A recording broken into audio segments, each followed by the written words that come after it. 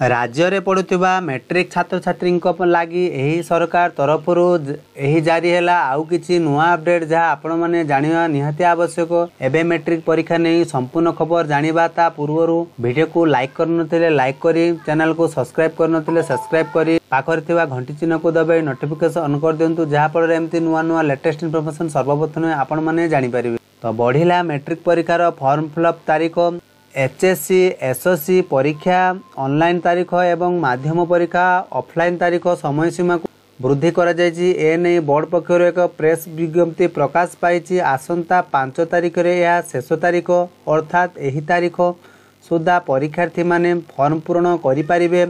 तेबे यहाँ पर आउ समय सीमा को वृद्धि करा जिवो नाही बोली बोर्ड पक्षर स्पष्ट करा जायछि। आसंता फेब्रुआरी 20 रु मैट्रिक परीक्षा आरंभ होई मार्च 4 तारीख मध्य शेष हेबो परीक्षा। हाई स्कूल सर्टिफिकेट मध्यमा एवं स्टेट ओपन स्कूल सर्टिफिकेट पाई एही समय सीमा मध्य परीक्षा करा जिवो। परवर्ती समय रे परीक्षा संपर्कित समस्त तथ्य प्रकाश करा जिवो बोली बोर्ड घोषणा करिछि। सेहीपरि चलित वर्ष मैट्रिक परीक्षार्थी माने केवल गोटे परीक्षा देबे। मैट्रिक परीक्षार्थी माने एथर अर्धवार्षिक परीक्षा देबे। सेप्टेम्बर 13 रु 16 जाए यही परीक्षा अर्धवार्षिक परीक्षा अनुष्ठित होईछि। बोर्ड उक्त परीक्षा पाई केवल प्रश्नपत्र देबे।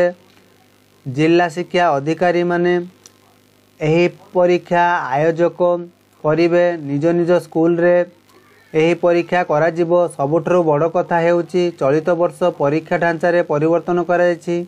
कोविड पाई पूर्वरु परीक्षार्थी माने 2 थर परीक्षा देउथिले एवं सब्जेक्टिव रे 30 मार्क परीक्षा देउथिले मात्र एही परीक्षा रे परिवर्तन करा जायछि।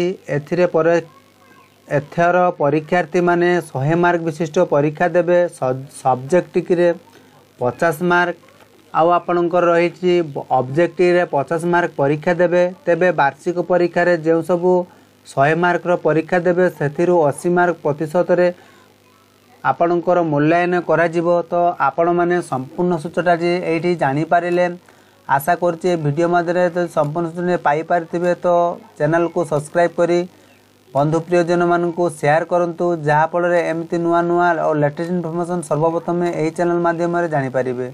तो सेतिके पर्यंत रहुछि बाय बाय टेक केयर।